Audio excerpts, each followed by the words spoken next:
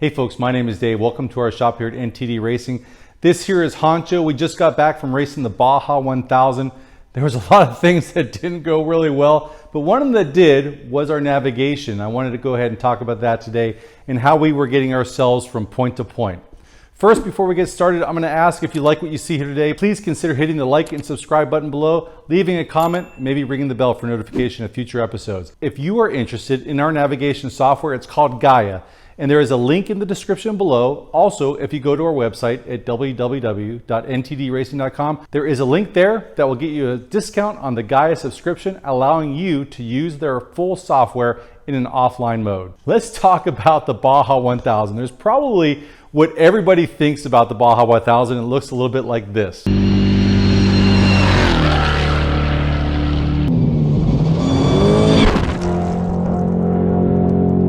The reality of it, though, is that there is a long slog that goes on where you're getting beaten up for hours at night, and the last thing you want to do is get lost. And that's one thing that we didn't do. We had the perfect software set up just to make sure that we didn't get lost, and also that we had situational awareness of what was coming up in the future.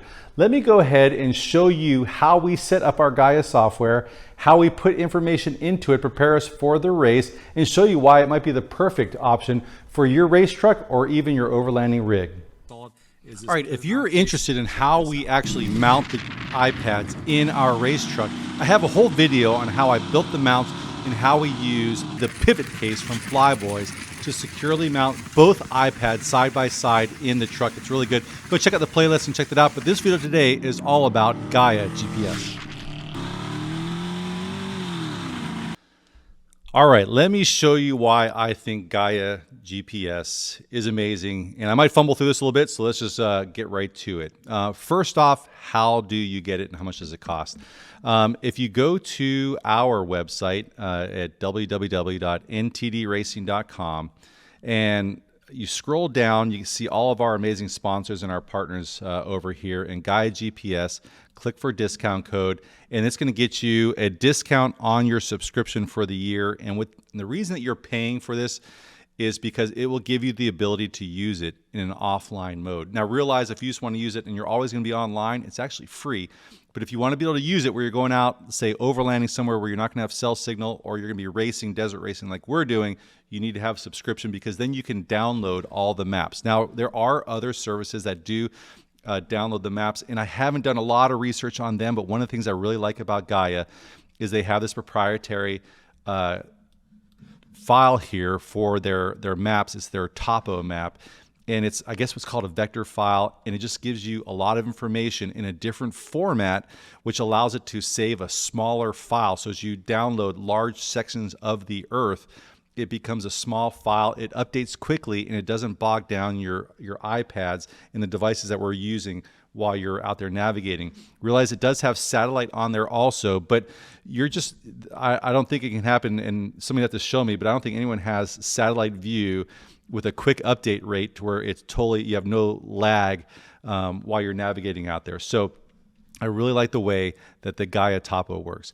Also, I want to walk you through a couple of the ways that we are using the Gaia software.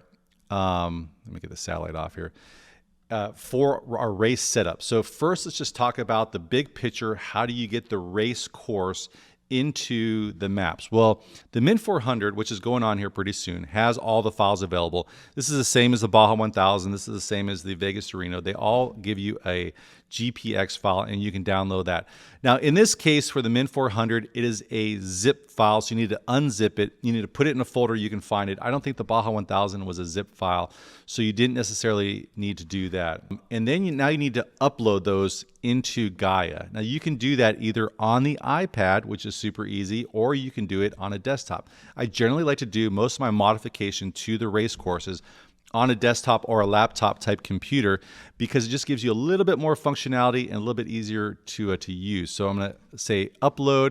I'm going to select a file. I'm going to go to the file location where I had that Min 400 GPX file. I'm going to double click on that, and it's going to put it onto my maps. I got to say yes, I want to import all those things, and I want to import them. It's a pretty big file. All those points will go on there, and there is the route. Now this route lives in your account. So it lives now on my desktop, but as soon as I sync my laptops that are in our race truck and the laptops that are in all of the chase trucks that are all on the same account, it'll populate the same thing. So everybody has got the race course. So when somebody says, hey, we're broken down at race mile 10, everybody pulls out their phone and they can find race mile 10 because everybody has the maps on our team, and it makes it very easy for the chase trucks to get out there, and there's no question as to where the race truck is as long as they've communicated their accurate position. Okay, so now that I've got all those points in there, I got to actually tell it to save those points. Now it's going to take a couple seconds to save all those points because it is a large data file with all the information for those individual waypoints. Now that it's saved in my folder, I'm going to go over here to my laptop. I'm going to expand from the top left, that little expand icon there. I'm going to go to settings, and then I'm going to go to account, and I'm going to select last sync, and then the sync is going to sync up my iPad with my laptop, or just in general with my entire account. And there is the course. Now realize that as it is syncing all that stuff up, as I go over to saved, there's the Mint 400 folder at the very top. And as I select that, you can see now it is downloading all of those points, and it will eventually populate it, and it'll look exactly like it does on the laptop.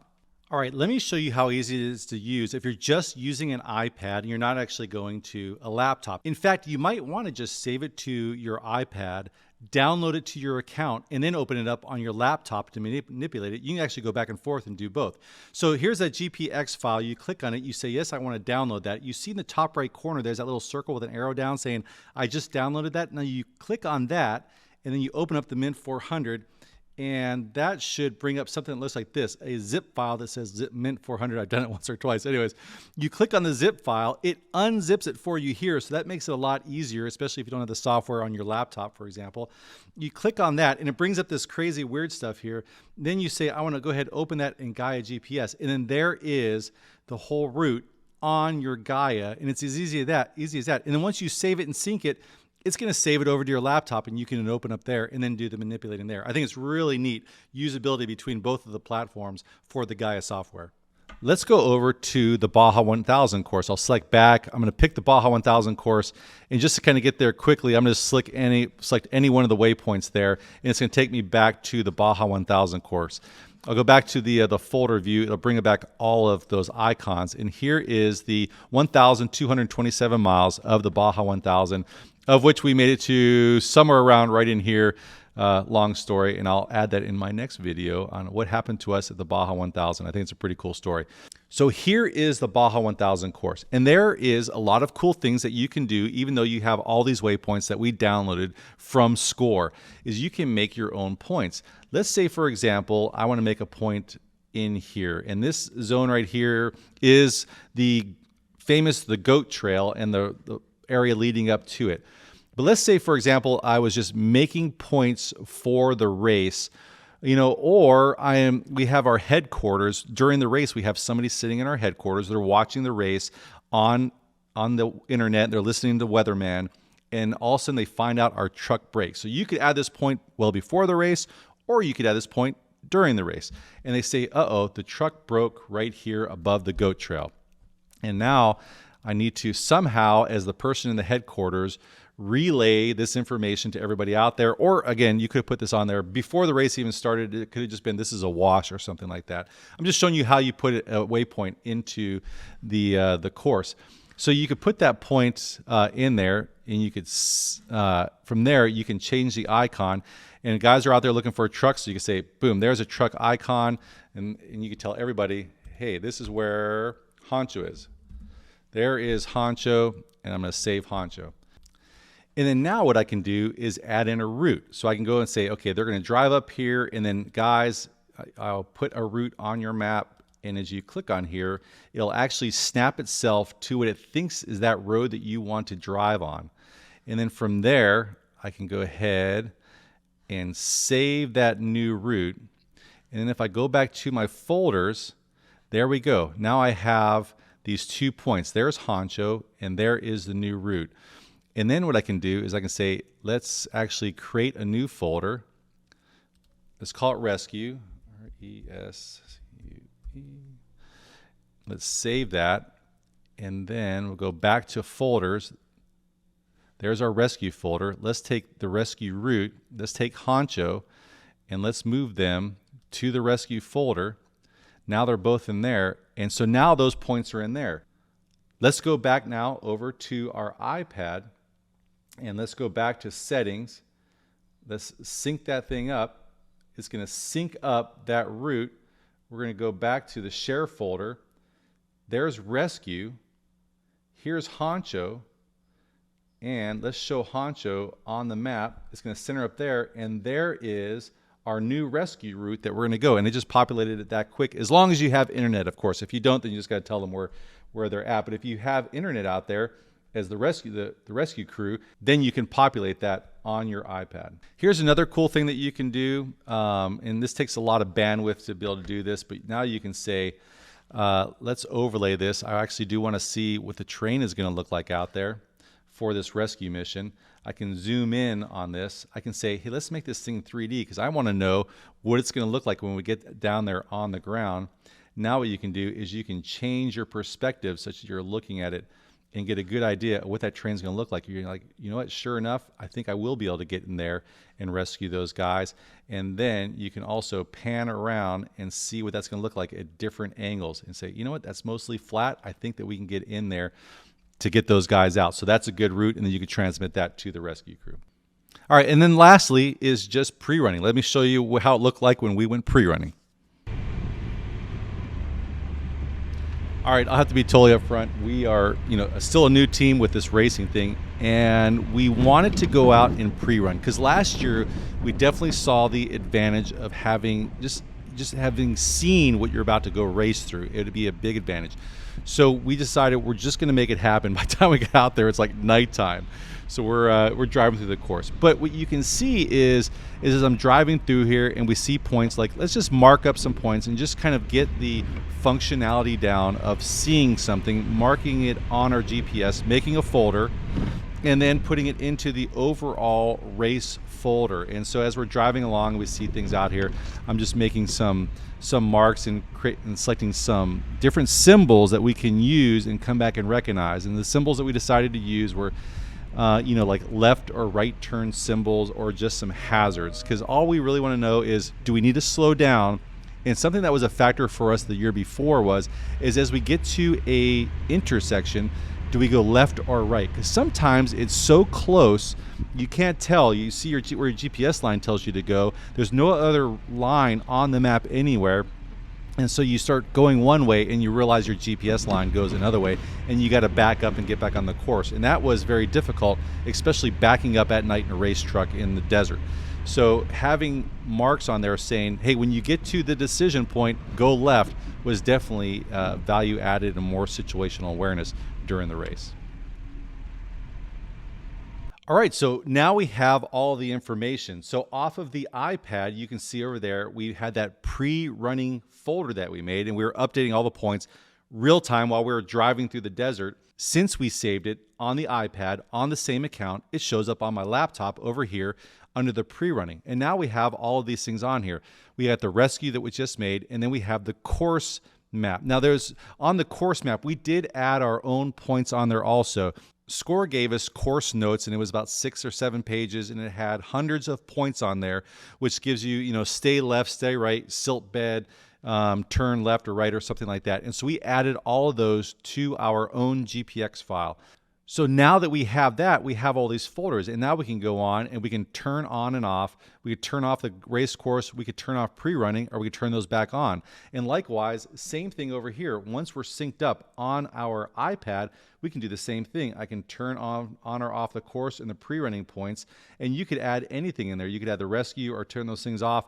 BF Goodrich, they provide some routes on how you get to the race truck. Well, you don't want the race truck to see additional routes off on there, so you would turn those off on the race truck, but you would turn those on for the chase vehicle so they could see, okay, a truck breaks down on the race course, I can take this route to get into that portion of the race course. So the functionality of the Gaia GPS is really awesome. I think it's just getting better.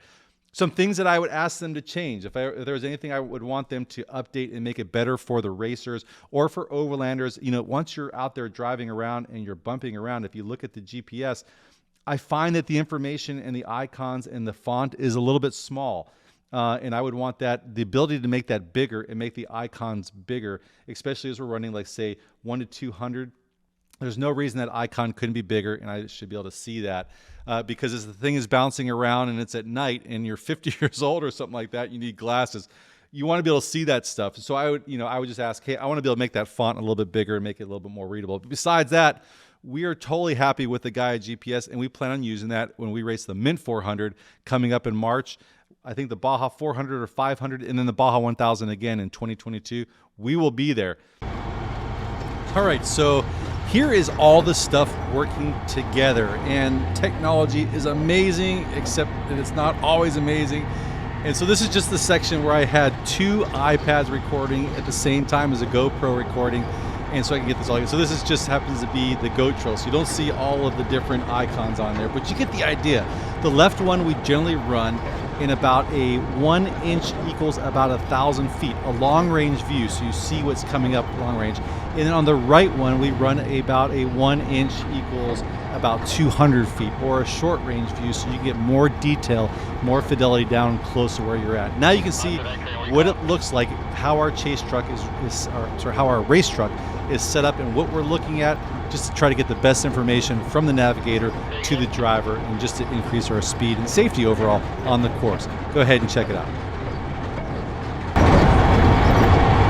Can we see him? Say it one more time.